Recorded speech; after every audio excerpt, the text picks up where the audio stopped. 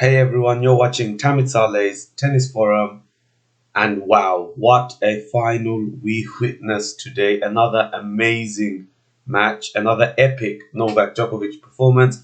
And first of all, congratulations to Novak Djokovic for winning his 19th Grand Slam title, only one behind Roger Federer and Rafael Nadal now. And probably more importantly, the bigger record on stake or in stake was that it is his second career slam, which means he has won every single slam at least twice. Roger didn't achieve that. Rafa hasn't achieved that. Novak Djokovic is incredible. Just it's the mental toughness. He was 2 sets to love down, and we are going to look into the match and just this video is really a congratulations to Novak Djokovic. It's crazy watching him play sometimes. How he's got that never give up attitude. He never gives up. Even at 2 sets to love down, there was always something in me that Novak will turn it around. He didn't look very good after the second set, but you just can't, let's say, lose hope in Novak Djokovic, and especially after defeating Rafa in 4 hours 11 minutes in the semi-finals, and now repeating that again, 4 hours 11 minutes in the final against Tsitsipas. Identical timing, and it's funny because in Australia it was the same. He beat Karatsev in 1 hour 53, and then he beat Medvedev in 1 hour 53. So he likes to work in pairs. But yeah, we're going to look into that. But as always, if you haven't subscribed already, please do consider that if you enjoy the content. And let's try and hit 150 thumbs up. Your responses in my last couple of videos has really been amazing, and I really do appreciate that. And I hope you guys are enjoying some of the content. And we're going to look at some stats and facts. So yeah, let's begin. Novak Djokovic, 19th Grand Slam title, double career slam. He's also the first player to win all the slams and all the Masters 1000 twice. Bearing in mind, no other player has even done it once. Together or separately, it's phenomenal. So these records, he coming back from 2 sets to love down, he's only the sixth man in the Open era to achieve this feat. And funnily enough, out of those 6 times, 5 of them have happened in Roland Garros.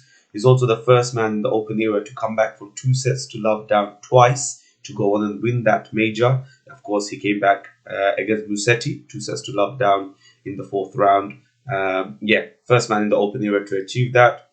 And he now extends his lead in the big title race to 60 now. This includes the Grand Slams, Masters 1000s, World Tour Finals, and the Olympic Gold.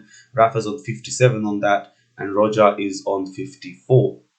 So yeah, we'll talk about the match a little bit. So the match started. Now, personally, I had Novak as the favorite. I did think he would win in 4 sets, but yeah, he did win. So yeah, the match started. I felt it was more important for Stefanos to win the first set, to at least make it, let's say, competitive. I had a feeling that if Novak won the first set, then he may run away with it in straights. Stefanos faced break points in his opening game, and it was crucial that he held on. Bearing in mind it's his first ever Grand Slam final, he was very clearly emotional after his semi-final win, and I just felt like maybe the occasion would get to him. But credit to Stefanos, he felt like he belonged there. And yeah, it was going on serve. Stefanos actually had a set point, but then at 5-4, but then Novak managed to hold on, and then he broke straight away 6-5. And you're thinking, is he going to just hold serve here 7-5, and then it could essentially be something like what happened to Medvedev, 7-5, 6-2, 6-2, something like that. But then he played a stinker of a game to take it into a tiebreak. Now this year, Novak hasn't been as good as, let's say, last year when it comes to tiebreaks. He lost a couple against Musetti. He lost one to Berrettini. Granted, he played one of the best tiebreaks against Rafa Nadal, and probably the crucial set of that match against him. But yeah, he straight away went 4-love down in the tiebreak, and then 5-2. Stefanos hitting that down the line forehand, an amazing shot, 5-2. And you're thinking, right, Stefanos has this. Djokovic then wins the next 4 points, bringing up 6-5 and a set point for himself, which Stefanos saves with a great forehand. That was great depth and great precision shot that was. So 6-all, and at that point they had to switch ends. Now the end that Novak went to, he was clearly something with the ball toss on his serve and the sun getting in his way. So for me, when he had to finish it there. When he went to the other side, I just had a feeling he would end up losing the set. and he lost the set indeed 7-6. Going into the second set, um, he has done it in the past where he's lost the first set and then just raced away with the second. Before you know it, it's 1-2. However, Stefanos got the break, and he was playing some amazing tennis. For me, I've watched quite a bit of Stefanos in this tournament in Australia, and some of the like Monte Carlo, etc. He has been playing really well, probably the informal alongside Rafa and Novak as the best clay quarters this year, and he won the second set 6-2. And at 2 sets to love down, I will be honest, I was 95% sure that there is no way Novak is winning this. 2 sets to love down, bearing in mind he had never won a final of a major being 2 sets to love down, and also just the way Stefanos was playing.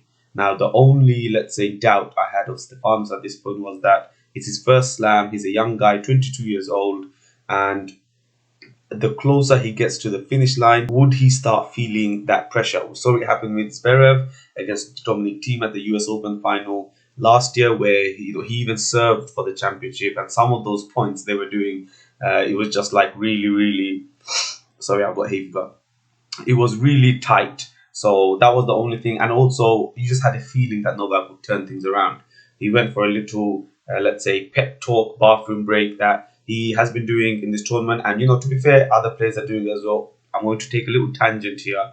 Stefanos, after the match, said that when he came back from this little bathroom break, he was a completely different player. Now, I don't know if he's throwing digs or throwing shade at Novak here, but I mean, he did it as well.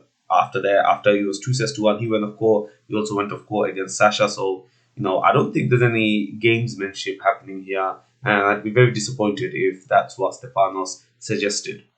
But he came back wearing his red t-shirt. I was actually watching with a friend of mine. I was like, well, things are going to change now because he's wearing his red t-shirt. And lo and behold, they did. He broke nice and early in the third set, and then he kind of ran away with it at the end. 6-3 in the third set, and then got that early double break in the fourth. So it was love 4 or 4 love to Novak in the fourth. And at that point, he was like, yeah, we're going to a fifth set decider. And I did expect Stefanos to, let's say, increase his level a bit. I was also thinking that now Novak has that pressure. He's in, at the ascendancy, the momentum is with him. So much history at line. When you look at history, really and truly, Stefanos really had nothing to play for. He was trying to be the first Greek to win a Grand Slam. He was already the first Greek man or woman to be in a Grand Slam final. But these are they're not historical achievements. Not to be disrespectful, but what I'm trying to say is Novak was going for that 19th slam to only be one behind Roger and Rafa, and he was going for the double career slam. And let's be honest, how many more opportunities like this will he get at the French Open? Because, a lot of people are writing Rafa, but I still think even going into next year's French Open, Rafa will probably still be the favourite. He won the fourth set 6-3, and Stefanos started serving first in the fifth set. Now, the commentator at the point said it doesn't really matter, but for me, it's always important to serve first in the fifth, which Stefanos did, and it was going on serve, and then Djokovic got the break at 2-1, and then he consolidated it at 3-1. At 4-2, Djokovic was 15-40 on Stefanos' serve, so he had 2 double break points. For me, that was 2 match points, and kudos to Stefanos. He managed to hold it in and made Novak serve for it at 5-4. Novak missed a very easy volley, and those points, it's the same way when Rafa missed the volley in the tiebreak. A lot of focus goes on to misses like that. So yeah, at that point you're thinking, wow, if he ends up losing this, that volley's got to really be shun extra attention. But kudos to him, he ended up winning with the overhead smash. Now, overhead smash is notoriously Novak's worst, let's say, shot. But he's won the last 2 majors with overhead smashes. If you remember, he won with a very elaborate overhead smash, kind of backwards almost, against Medvedev, and he won one against Tsitsipas today. And congratulations, he done it 2 sets to love down in the final. What more can I say about Novak Djokovic? I found it really nice, and there's been a lot of attention that he gave the racket to one of the kids in the stand. He later said that apparently that the young boy, all match, he was giving him support. He was actually even giving him tactics, go for the backhand, etc. And I think that was a very sweet moment for him to first give him a hug, and he'll give him a racket, and I'm sure the young boy will remember that for the rest of his life. After the match, unfortunately, news did come out. Stefanos said that his grandmother had passed away just 5 minutes before the match, and she was always very supportive of his tennis. Now, I don't know if he knew that going into the final. Personally, if I was, let's say, his team, I definitely wouldn't have told him that going into his biggest match of his career. But, he's just saying that she died 5 minutes before the final. We don't know whether he knew or not, but yeah, really sad to hear that. And I mean, look, Stefanos, he can be very, very proud. And I'm sure his grandmother is very proud of him as well. If you had told him before the final, reaching his first ever Grand Slam final, that was a hurdle. Bearing in mind, he'd reached three semi-finals in Grand Slams before this French Open and had not managed to break that Grand Slam final duck. So yeah, really good performance from Tsitsipas, and I am certain, unless something drastic happens, he will be a multi-slam winner. He's only 22 years old, so he's probably still got a good 10 to 15 years left. And I mean, look, Novak and Rafa and Roger to a slightly lesser extent, they're not going to last forever. He's definitely winning slams. His game style, I feel, would make him a very big contender for Wimbledon. I don't want to talk about Wimbledon already, but I mean, he is only 2 weeks away. But will he be able to get this loss out of his head in time? Maybe next year will be a better shot for him. It is a painful loss for him to take, but he can be very proud of his achievements. And I mean, wow, Novak Djokovic. Many are already saying he's the greatest of all time. I think I'm going to wait until they all finish, because it's very easy to say yes, he's the greatest, but then you don't know. Someone could end up, or Rafa could end up winning two slams, or Roger could end up winning a couple of slams, and then things always change. So I think best to reserve those discussions for until all three of them retire. But I mean, his resume is it's looking very, very difficult to argue against it right now, because the only thing that he's, let's say, missing is that one slam. And I mean, Wimbledon's 2 weeks away, so and he's gonna go into that as the favorite. But yeah, all the other records pretty much, like the weeks at number one, the year end number one, the Golden Masters, double Golden Masters, the Knoll Slam. It's very difficult. I mean, look, this year for me, he could cement it.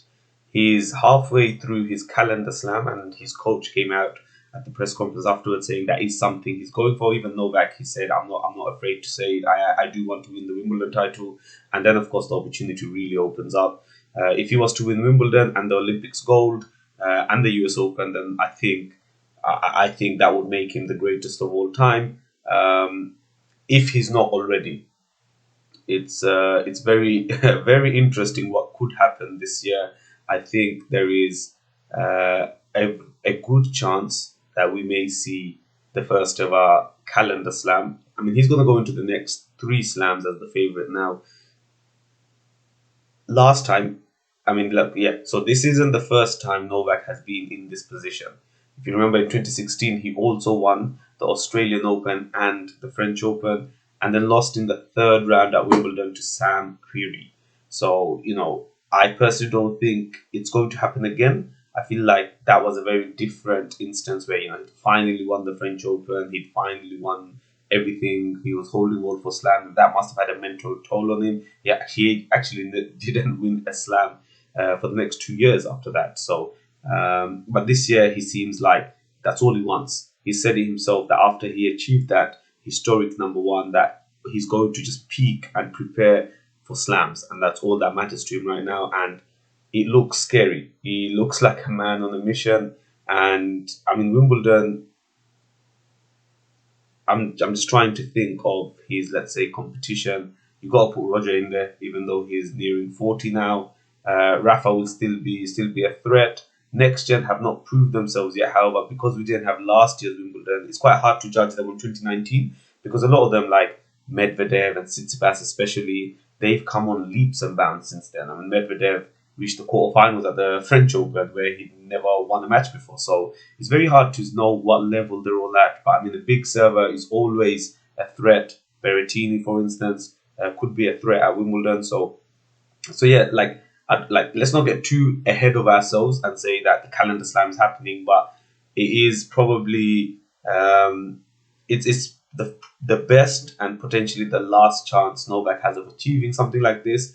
And of course, the Olympic Games. If he was to get a gold medal in that, then I mean, what a fantastic season. So yeah, I'm going to wrap it up here. I'm going to do a live ATP race and rankings update sometime this week, so do stay tuned in for that. It is very, very interesting. And yeah, once again, just massive congratulations to Novak Djokovic fans. If you're a fan of Novak Djokovic, I know there are a lot of Djokovic fans on this channel. I hope you enjoy this amazing performance. Don't get too bogged down into the whole greatest of all time. That will all unravel itself, I'm sure, in the next couple of years. And just live for the moment, enjoy this time. And wow, Grand Slam number 19, and he has won them all twice. Amazing.